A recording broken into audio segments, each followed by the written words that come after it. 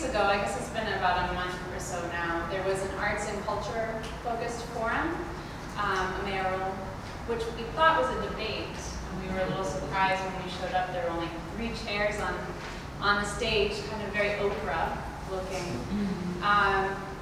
But it was a great opportunity for anyone that was running for mayor to come and speak on the topic of arts and culture.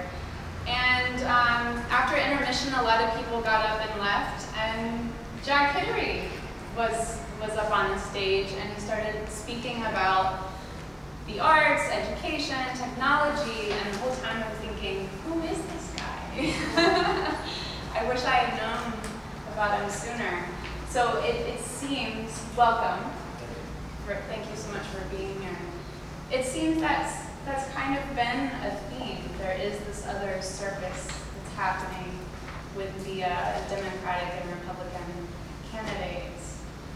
So what is your sense right now with your campaign? Is it a strategy that you're trying to stay under the radar right now? Well, yeah, I mean, it's exactly right.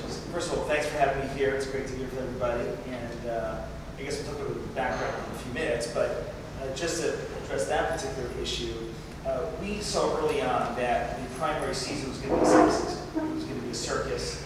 We didn't know how quite big a circus, because that was before Wiener showed up, but it ended up being quite a big circus. And I think there's been a distraction away from the core issues. And I think right after the primary, we'll have an opportunity to really come back to focus, and really come back to the point where we can get to the core issues of facing the city, and the core challenges, the core opportunities, and really get down to business. So I have been out there, engaged with all kinds of communities. I've been to all 5 boroughs now hundreds of times, running around and engaging with communities all over the place, and it's been great. The one theme we've heard from everywhere in all these communities is, thank God there's an alternative for this race. Yes. So it's been great to get that feedback, and we've really built a deep relationship with so many communities around the city. So when you see us come out and bring away after the primaries, it'll be really with the support, kind of a groundswell support from so many different people. And that is why I wanted you to be here tonight, and thank you again for making room for this conversation, because I think it is important for folks who, what I would call my community in the arts and education especially, to hear you speak about some of the platforms that seem very important to you. I mean, you're running on this jobs and education platform as an independent candidate. So I felt compelled to reach out to you and thank you again for being here today. And I just mentioned that we had a great response after that Columbia University Mayoral Forum. A lot of people reached out to us and said, all the candidates that I have really connected with them and really spoke to the issues that Kurt and Leonard, yes. 2 NPR guys on stage interviewing me, were asking about. And I think that one of the reasons is, I come from a very different background than most who spoke there, so I think that was important. Yes, absolutely. And it was the quietest moment, I think, of the evening, because everyone was listening to you, which I thought was really great. So you just mentioned that your background is slightly different than a lot of the traditional candidates that are running for mayor. Why don't you speak a little bit about your background in technology and starting up businesses? Because it's slightly different than... I would say very, very different. Yeah. Well, very different, absolutely, with technology. Yeah. Well, first, I'm born in Brooklyn, grew up in Brooklyn, so grew up actually in the unhip part of Brooklyn, Coney Island and Bensonhurst. It's still not hip. So while many parts of Brooklyn have now been, have artisanal pickles and cheese shops and chocolate shops, this area of Brooklyn still does not yet happen. So we're aiming to have an artisanal cheese shop. Yeah, within a year, no doubt. But it was a great experience growing up there, and I'll talk a little bit also about the arts growing up as well. We grew up with lots of music and arts and a lot of different areas of my personal life. And always had the dream, though, of being an entrepreneur. I was starting a company since I was a kid, and got a chance to realize that dream and have the opportunity to become an entrepreneur, and built out a company that today is known as DICE, which is a job board that connects people with jobs. And it was a great experience to build a job board, because it really was fun to see how people got jobs, where jobs came from, and more importantly, DICE has a resume database of about 1 million resumes, some huge number of resumes, and to see which employers pick which person for which job. And the fact that there are many, many people in our economy looking for jobs, and there are actually tens of thousands of jobs open, say, just in technology in New York City. But the question is, how do you fill that? You ask CEOs of growth companies in New York, ask CEOs of tech companies, ask CEOs of design shops, what your number one issue is. CEOs will tell you, my issue is human capital. I can't find enough good people. And this is in a city with a lot of unemployment. So there's a mismatch there. There's something going wrong there where we have a lot of people looking for work, we have a lot of open jobs, and something, and that's part of what, exactly, that skills mismatch, that skills gap. And so that's part of why I'm running for mayor, because I think I have different and unique insight into how can we actually bring everyone into the picture. And so, yes, Silicon Valley has obviously exploded tremendously. CSI is part of this explosion. Shared workspaces, co-working spaces, that's been a really big part of the story. If you look at between, say, Varick Street and 42nd Street, there's about 35 co-working spaces that are thriving right now in that area.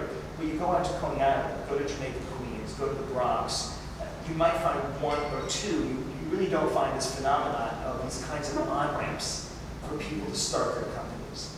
A formative experience for me was after I taken my company public and engaged with running a public company and moved on and handed it off to another management team, I heard about something called micro-enterprise, microfinance. And I became really intrigued by the idea of how do you mentor others to start their company when they don't come with traditional backgrounds of MBAs, or I don't have an MBA myself, but trained in entrepreneurship or something like that. And what we found is that, contrary to a lot of other people's opinion, we were very successful in creating tiny businesses from scratch with low-income individuals, with individuals without a traditional educational background, and we actually started 2,500 little companies in Harlem, Washington Heights, Brooklyn, and other areas with mentorship, with business planning, and with low-interest loans from places like Axion and other kinds of nonprofits. And what's interesting is that that's part of my vision, that we really want to bring a lot of folks who are now not part of the banking system, not part of the folks who go to loan, get loans, bring them into the economy. And it's so critical we do that in New York City. So again, a lot of the developments happened in this area in the 20s and the 30s, downtown Brooklyn. But you look at the 5 boroughs, and really a lot of people have been left behind. And so that's core of my running, is to bring everyone in on the game. What was the moment where you decided, I'm going to do this? I think it was really more a series of moments. I'm very involved in education as well. When I started hearing about the plans of education from some of the other candidates who were already running at that point, I got really concerned, very agitated that we're not going to be able to. Many of us probably will agree with you. Exactly. that we need to do so much to turn around our school system. And right now we still have horrendous stats to look at when we look at our schools. 75%, well first, only 60% graduation rate. Of those graduating, 75% who go on to college need to take remedial courses in arts, in English, in music, in math, in science, before they can go and take normal mainstream courses in college. That's where I flag. The majority of individuals unemployed in our city are under the age of 25. And so what's happening is we have this kind of assembly line where we're putting people on it called K-12 public school. They come off that assembly line into a waste paper basket, essentially, because we have not provided them the skills to connect and leap off the assembly line into the economy. And that's a huge issue. And that's because the education system in general has not evolved from this farming calendar model to what's happening now in 2013. Right, and basically we have an 18th century model. We have an 18th century model in K through 12 that is focused on memorization, textbooks, focus on testing of all kinds, memorization and recall and things like that. Those are not skills actually that are necessary. Query any of the companies sharing space here in CSI and say, what skills are important to you when you're looking at somebody to hire? They don't say, well, unless they've got 100, a score of A or B, whatever it is, in these 5 courses, we're not hiring them. That is so passé, so disconnected in terms of how people hire people and what they're looking for. Companies today, again, survey even companies in this room, are looking for team-based skills, communication skills, problem-solving skills, self-directed skills, the ability to hand someone a problem and say, okay, you've got 5 days, go work on this website, build that website. Don't come back to me with 17,000 questions every minute. Figure things out. Project-based. Yeah, project-based work, exactly. And so that's why an integrated curriculum, a curriculum that allows us to bring together all those kinds of skills, is so critical. But what is so important is what's emerged now, for example, in the startup world, is one where you can have so many different startups attack the same issue in different ways. Let's take music apps, right? You have Pandora, you have iTunes, you have literally 2,000 apps right now on the App Store in terms of different music apps. And that's what makes it a healthy ecosystem. That different people can see it in different ways. Some consumers want to download music, others want to stream music, others want to create music and offer music to others. We want to have that choice. That's what we want to have in our education system. We want to make our education system a network marketplace. A marketplace where different schools can try different approaches. And then they can share feedback and data across those approaches for the best approaches to start replicating across. Kind of like that old game of Othello. Did anyone ever play Othello? Okay. I don't think it even exists anymore. But Othello was a cool game because you can flip one different, one of the black and white little round circles, and then the entire row would flip. And the similar thing here.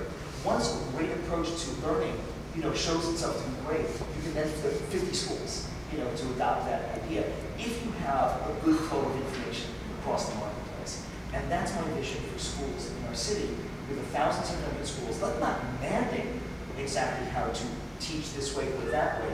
Let's offer new opportunities and avenues, and let the marketplace of these 1,700 schools and sharing really bubble up a lot of what is the best. And you do realize how you're speaking now and describing this as a drastic change from what I call the archaic East, yeah. That is the New York City Department of Education. So if you were mayor, I would expect that you maybe thought through the pushback that you might receive from a model such as this. I remember I was at the Clinton Global Initiative, which you're a founding member of last year, and President Clinton kept coming back to, we're all doing amazing things in pockets throughout the country. Why is it so challenging to scale? Yeah. And even you, Jack has a really fantastic education plan that you can find on his website. Just very thought-provoking that there's been some thought and intention behind creating that, so thank you. But I keep asking that question. I spend a lot of time with schools and in classrooms, and just the day-to-day reality of what a teacher is faced with today, the diversity, the demographics, the special needs. Yeah. Well, and by the way, that's why a lot of what we're talking about now is actually welcomed by a lot of teachers. So I do work, for example, in East Side Community. It's a public school on 1st and 11th Street.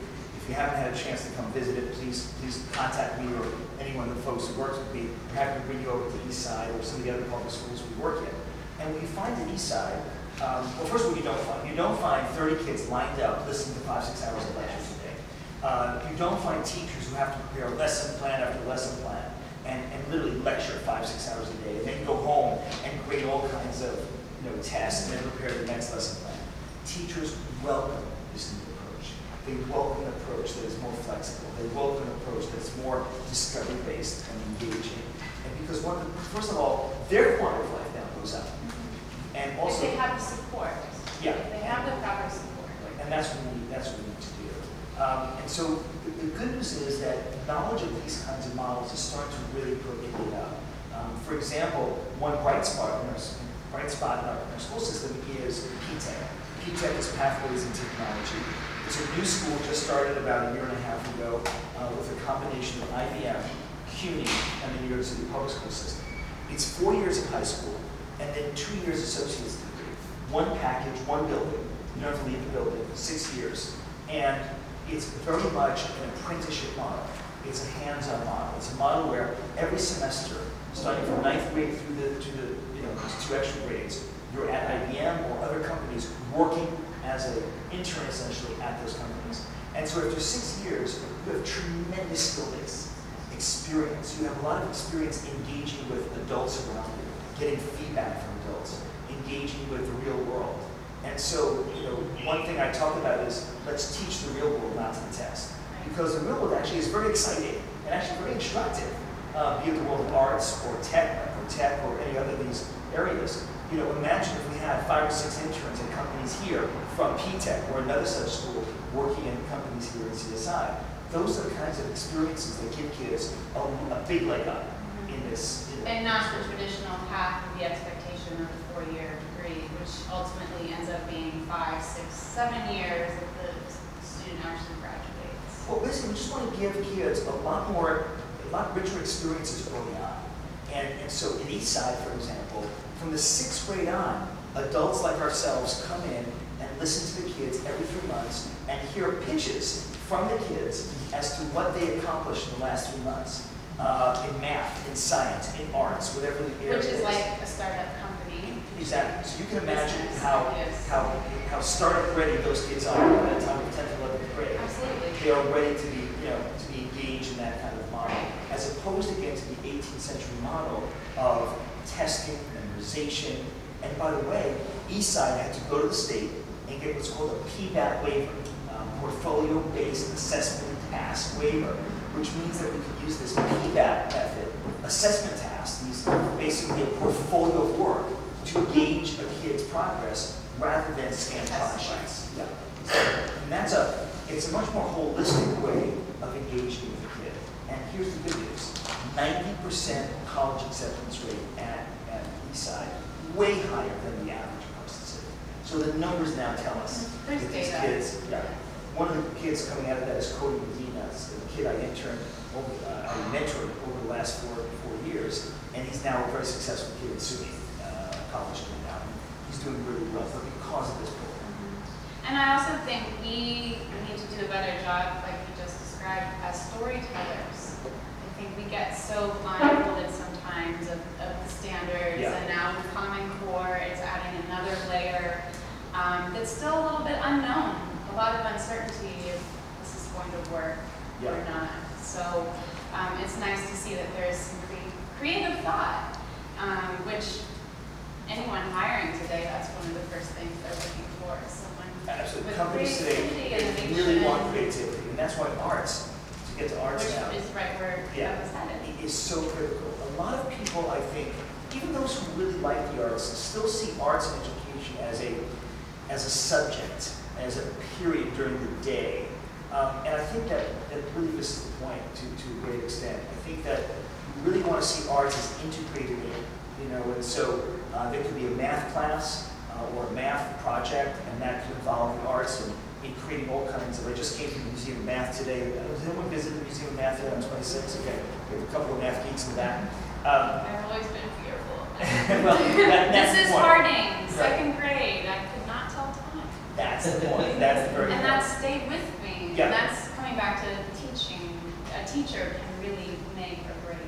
The teacher, and again, the environment and this approach. Right. And an approach that's exemplified in the Museum of Math, which is just a wonderful approach of hands-on, discovery-based, creating geometric shapes with your hand, designing them on a computer if you want to, and really interacting with math in a very visceral, organic way.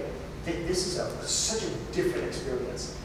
Kids today at the Museum of Math, I was just there a few hours ago, they have something called a math square. Imagine people know the dance kind of video games where you go to an arcade and you have to dance and all these different steps to keep your score going. Dance Revolution, exactly. Imagine a dance floor like that that's basically half the size of this room here, and kids are dancing all around there according to mathematical patterns. So they learn about math patterns through dancing on this floor, this special dance floor. And there's LED lights across the dance floor, so it changes. So it's kind of like Saturday Night Fever meets math. Is there video of you doing this?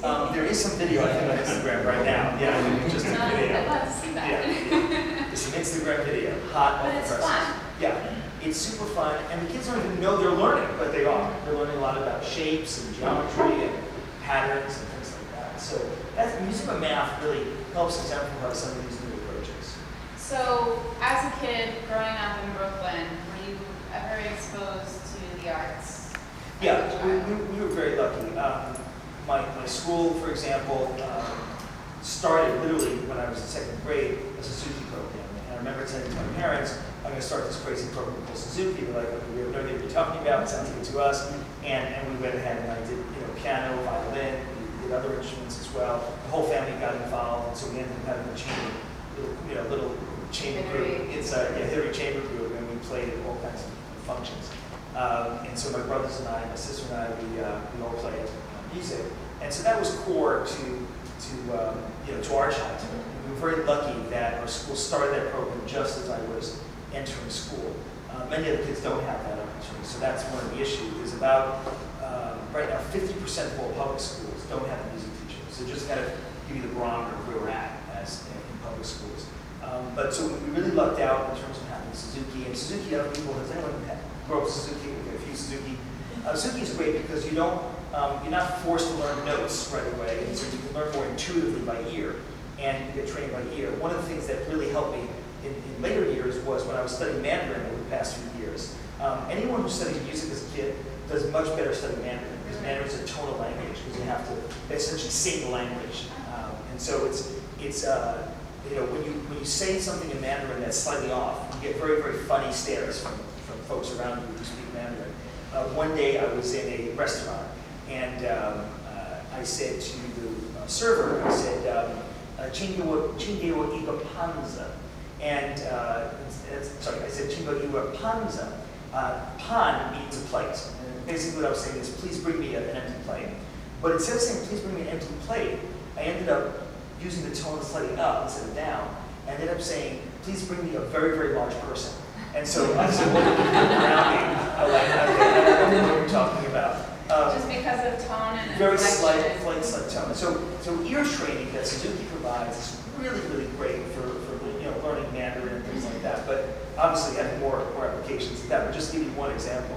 But I really think it does help develop the mind. I did have the opportunity for 4 years to become a medical researcher in neuroscience at NIH before I started my first company. And I can tell you from a brain development point of view, it's so critical to have the arts. The arts help the early brain. People may not know this, but a young child has twice the number of neurons that we have. And not just because we're like drinking alcohol or something like that.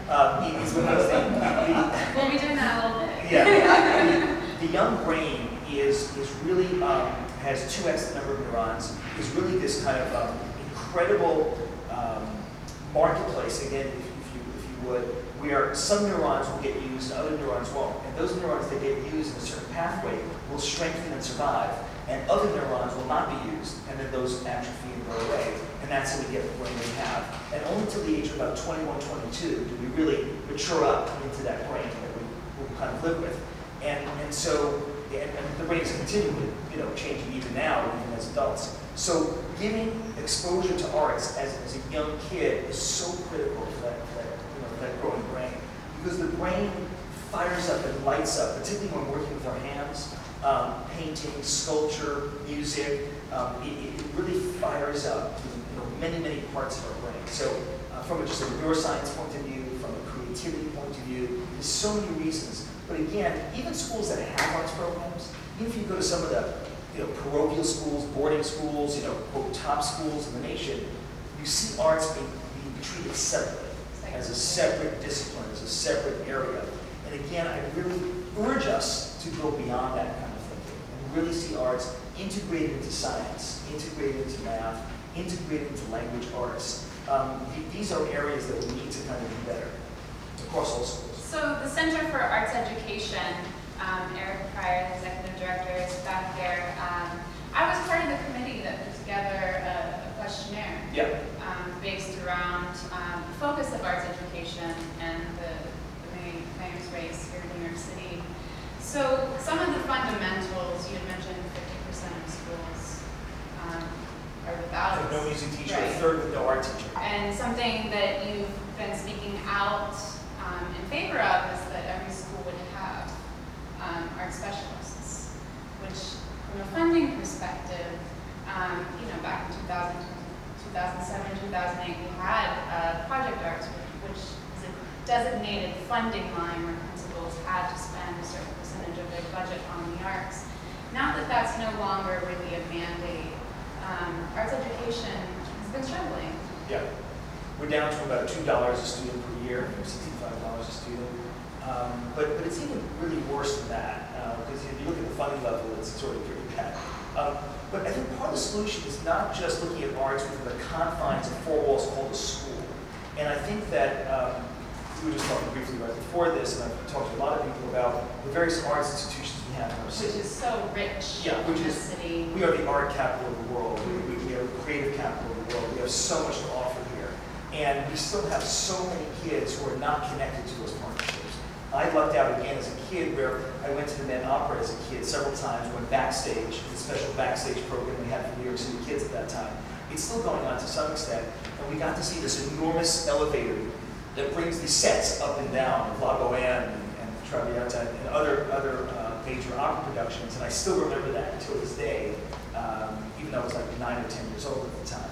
So these are very impressionable things that we can do with kids at the New York Hall of Science, or at the Met Opera, at the Philharmonic, be it science or arts.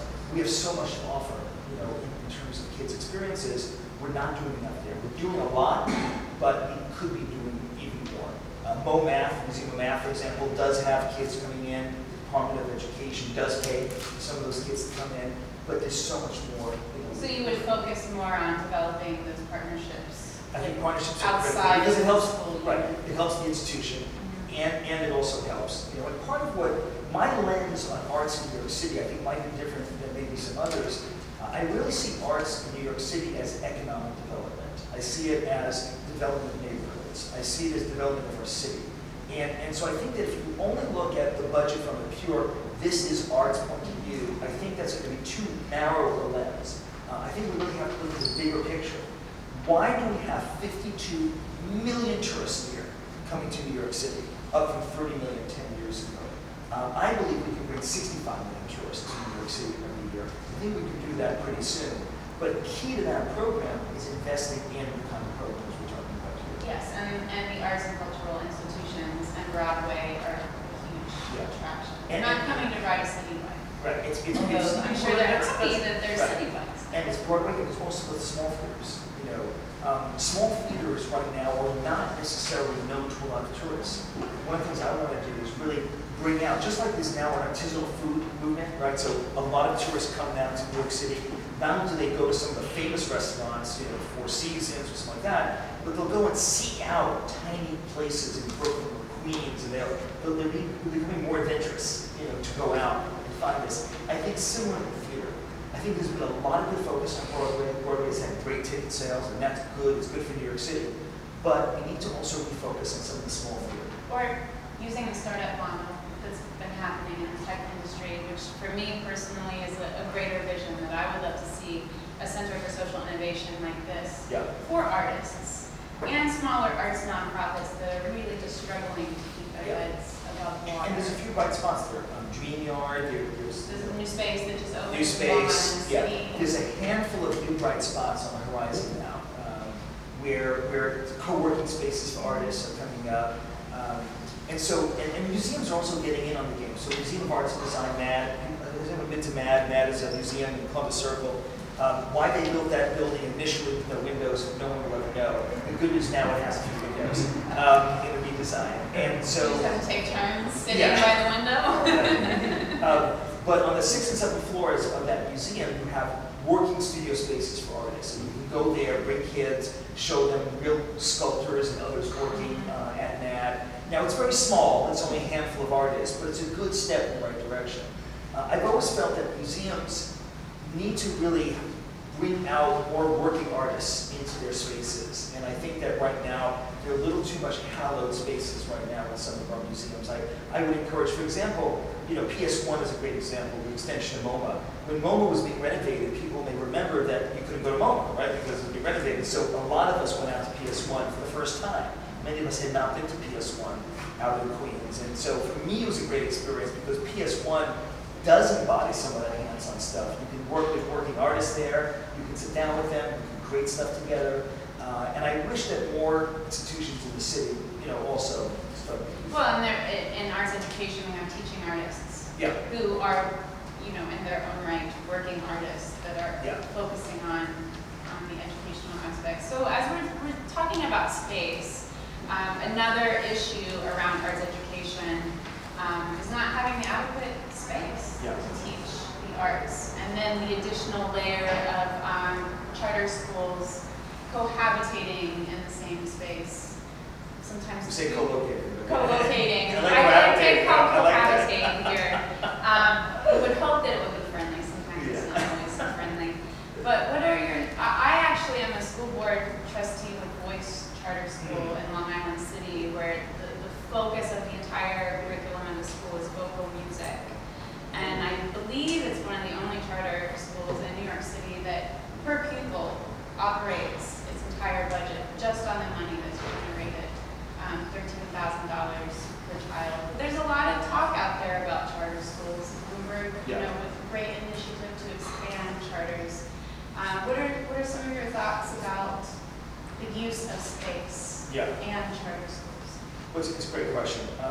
First off, the good news is that the city has gone on a great program in the last 5-6 years to create new buildings for schools, to expand, to upgrade. I'll give you one example.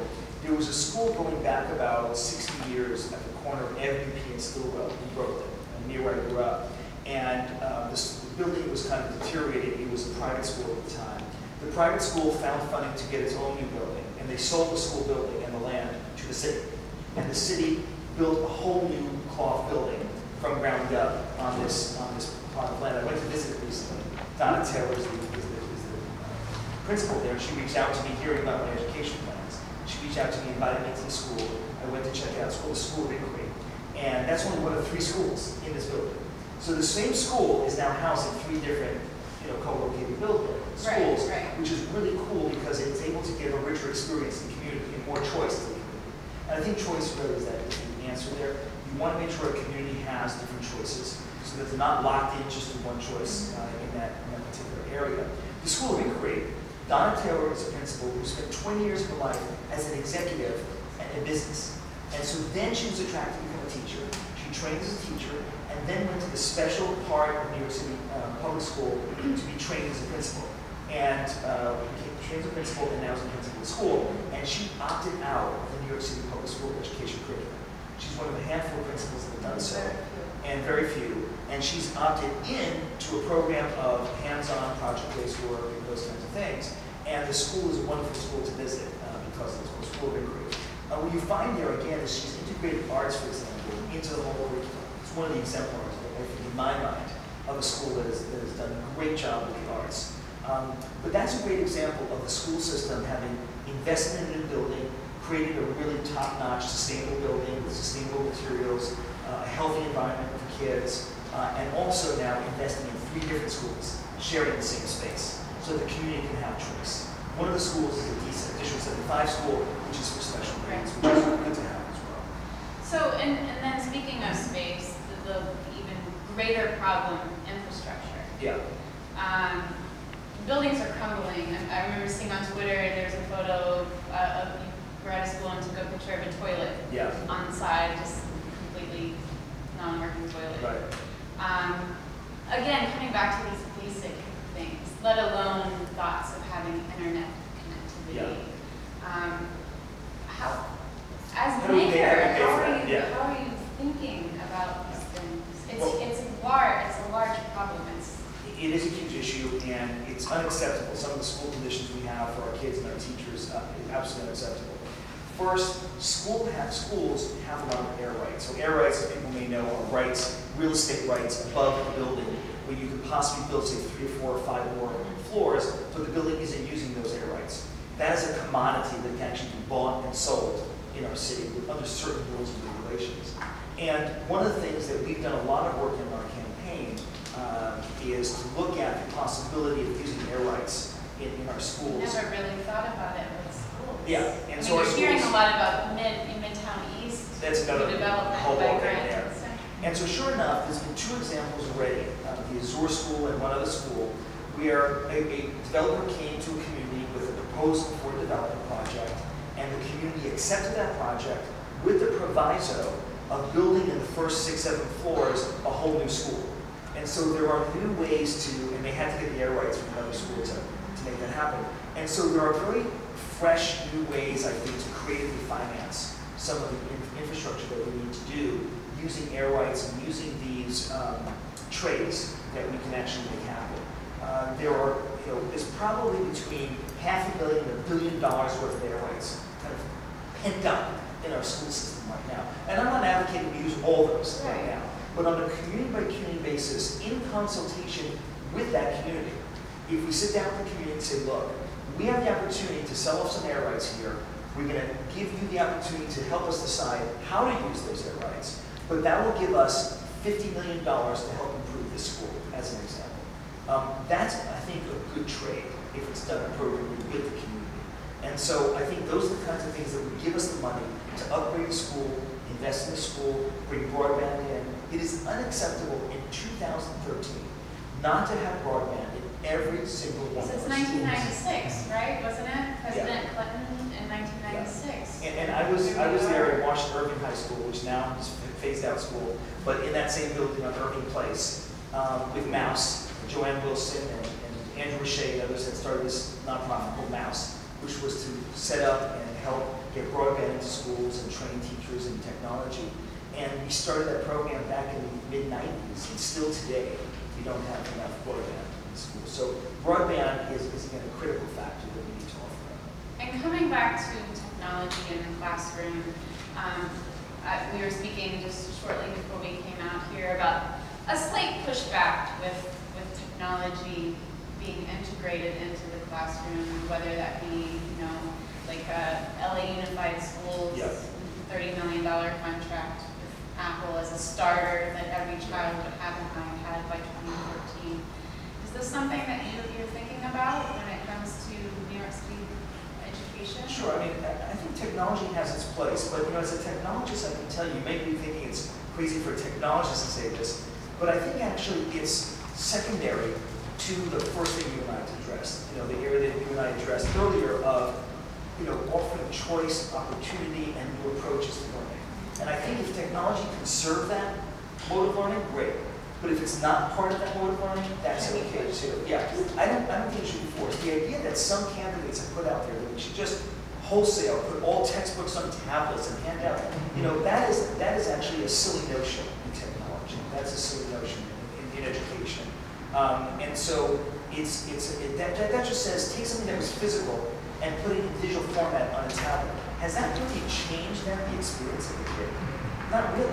Now, on the other hand, if you do want to bring tablets into a school and get every kid a tablet and engage with them with some programs that allow them to be creative, not just consumers, but producers, right?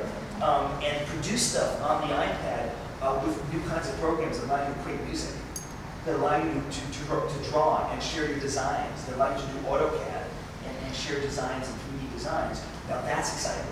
That's an exciting use of technology, where you can have technology enable creativity. That's exciting. But just simply taking a textbook and putting it on digital format, yes, it does help relieve some, back stress from a lot of kids, which actually is an issue. Well, textbooks are so out of date by the time that they've already gone to print and arrived at a school. But the whole concept of just teaching from the text is itself out of date. Text can serve as a means to an end, but shouldn't be the end in and of itself. If the end is learning and understanding, and that can take the form of role-playing Shakespeare, right? It can take the form of creativity, creating some sculptural art, science labs, hands-on. Again, let's just take science as one analogy. Many of us experience labs in school. Were they really experiments, or were they really just rote learning, follow a recipe? In my case, it was basically rote learning. That was my experience in school. I think many people as well. And so, where creativity is in science is not telling kids the procedure, not telling kids to take beaker A and beaker B and pour them together, but saying, hey, your goal is to create a filter that would take this dirty water and make it into clean water. Here's pebbles, gravel, and all kinds of other stuff, steel, wool, whatever. Put it all together in some combination you come up with in a group of 3 or 4 kids, and let's see if we can drink that water and not die. Okay? and these are experiments we do with kids. Most kids survive. Most.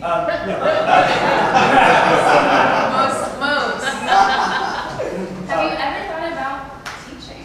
I do a lot of classes in schools. Yeah, I do. It's a lot of fun, and what I often do is a lot of schools ask me to come in, engage in a session where we do things like the experiment with water filtering, or we bring in 100 popsicle sticks per group of kids, a little glue, some string, and we put kids together and say, build a bridge 5 feet long from here to there to bridge this gap, and you can do whatever you want. You can use tablets or computers to go online, or your phones, go online to Wikipedia, find out how a suspension bridge works, or a trestle bridge, or whatever bridge. You figure it out, we're back in 2 hours, God bless.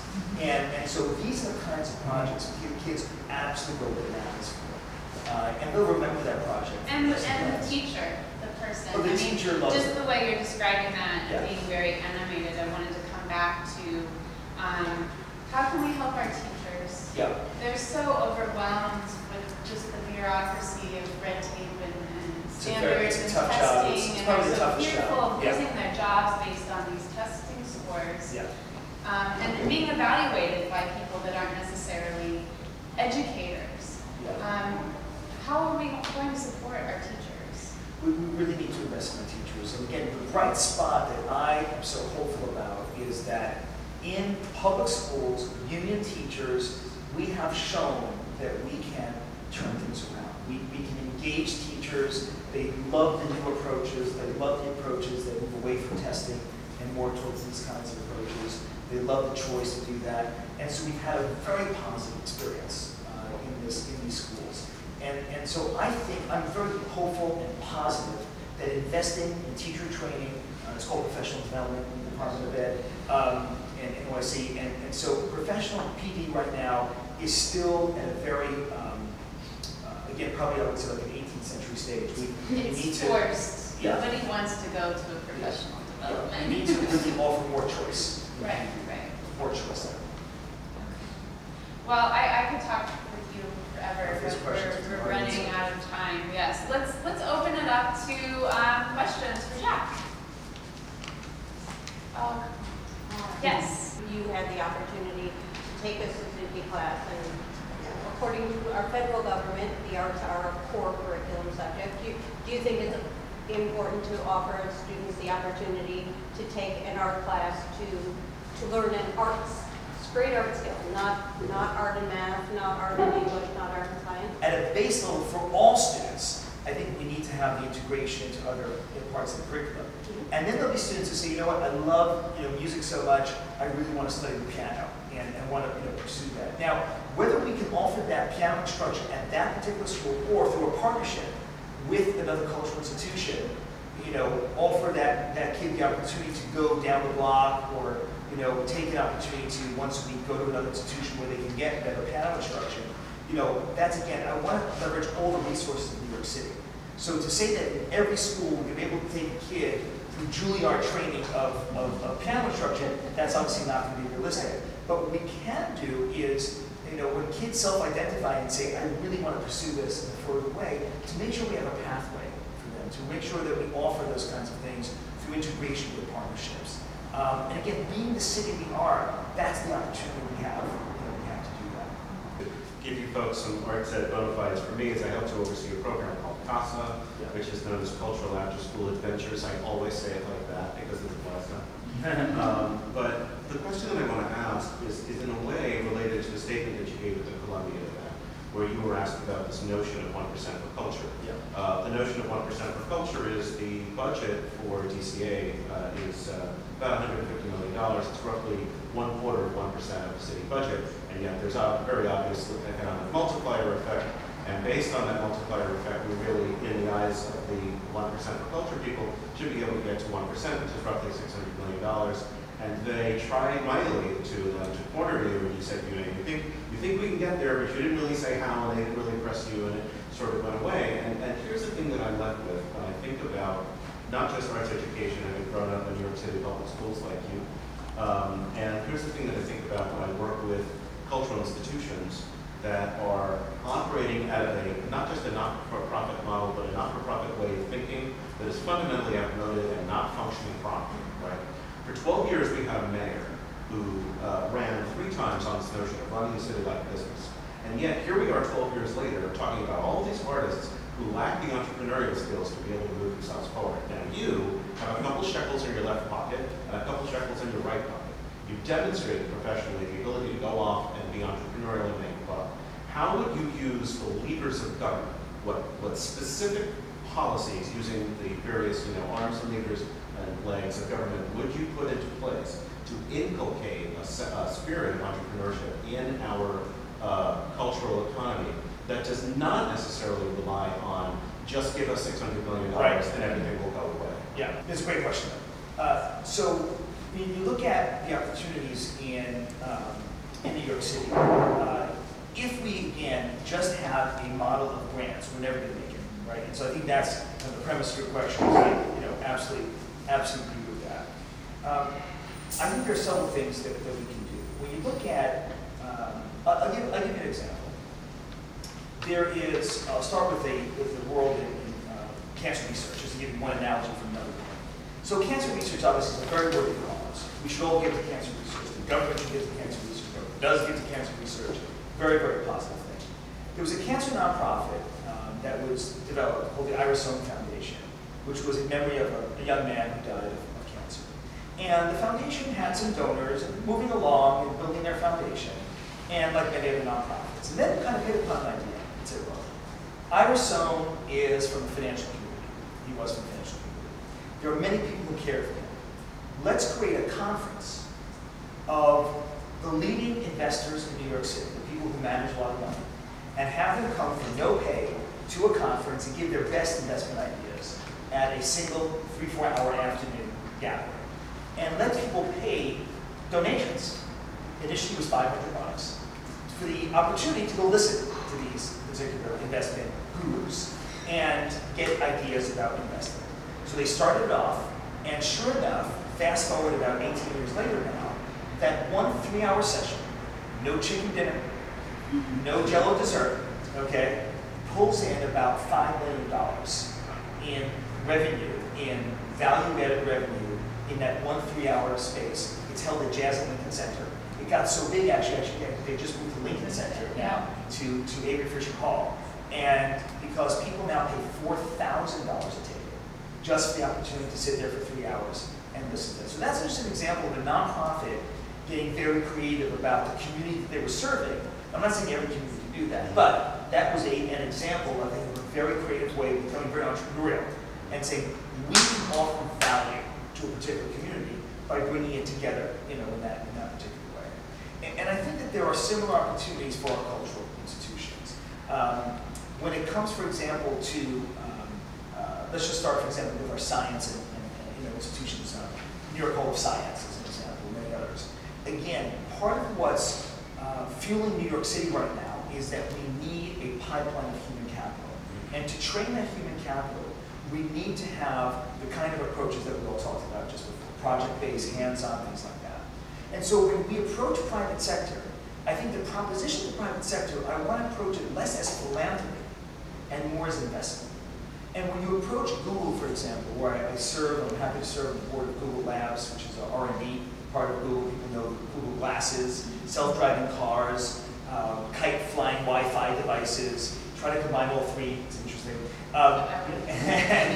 And you approach Google and you say, look, we have a proposition for you. We want to fund a specific program at, say, New York Hall of Science or any other cultural institution, and it's going to lead to kids who are getting really pumped up about tech, or even an arts institution where kids will get really pumped up with creativity, and there'll be a great feeder system for you at Google, because there'll be high school kids, we'll track them from college, and they'll be available to you as interns, and then as people, staff to work at Google.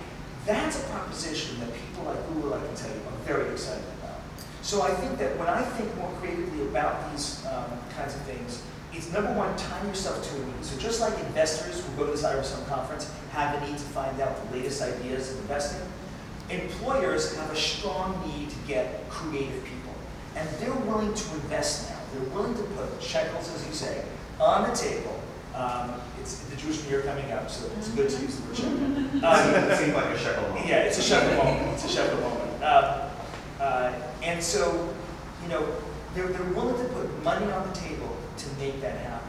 But it can't just be the traditional philanthropic ask of, hey, we're a great museum, we got lots of art, we're super famous, Here's our grant application, send us $1 million. Here's our budget, we need this amount Yeah, of money. that's It's not exciting sustainable. to companies. Now, yes, they'll have a little bit of that, you know, say for their just cultural budget, but the big dollars come when you tie into their core needs. And the core need right now is human capital. And that's exactly what we're talking about here today. So I'm very optimistic about my ability, and that's probably why I'm running for mayor, because I do come from a different background than everyone else running. I'm not a career politician. I'm somebody with experience as an entrepreneur, building stuff, having to identify the needs of my customers, and building a business. And the only way businesses grow is if you identify their needs. You know, Dice.com now, 15 years on, is still going strong and profitable. And that means that it's doing something right. It's doing something right for a lot of different customers. And I give a lot of kudos to the current management team. I take no credit for all the work that they've done now over many years.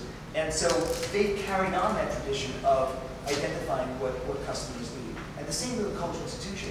Cultural institutions have customers. And you know, they form a key backbone of helping to train the kids, you know, for the future. But here's what's so great, that the economy, the jobs being produced in the economy today are these kinds of jobs. Jobs that demand creativity, jobs that demand self-directed work, jobs that demand collaboration, which again is so important right now. You look at so many artistic projects now, look how much collaboration there is. There's hardly a music video you can watch where you don't see Jay-Z and Justin Timberlake. I'm still trying to puzzle over this Holy Grail video.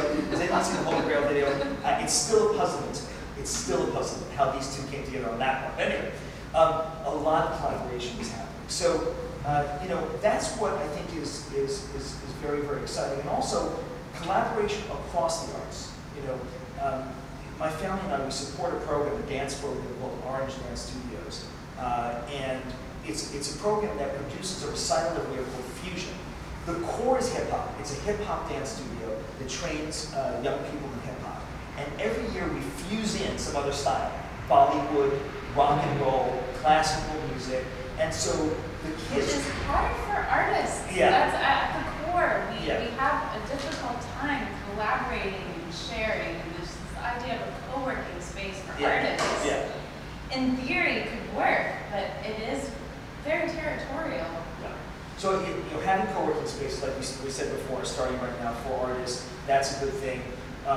Having cultural institutions think more entrepreneurially, you know, and that's a challenge. Whenever I'm on the board of a nonprofit, we're talking nonprofits, you know, we really think about who's our customer, how can we tap into the customer's needs, and how can we build a revenue stream around that. And that often can yield millions and millions of dollars that the city then doesn't have to, you know, put up. Because no matter how much we grow this budget, it would still never be enough, right? Because there's always more need than the city can provide itself. But the city, I think, can provide a framework for one, attracting capital. And so, you know, for example, as mayor, I see part of my job not just being, you know, running the trains, making sure everything's running on time, but also being chief attractor of capital. And that's a very important role. The President of the United States, for example, goes out to other countries and says, come and spend money in our country, buy Boeing airplanes, spend money as tourists, you know, in our country. And the mayor has to do the same thing. And as mayor, I need to be the ambassador. I need to go out, and I want to go out to Silicon Valley, to other places, and say, here's what New York has to offer you. Come and tap in to what New York has to offer. That's a critical role. And because of my background of working on a global scale, you know, I think I'm well positioned to do that. So hopefully that answers part of the question, but there's always more to discuss there.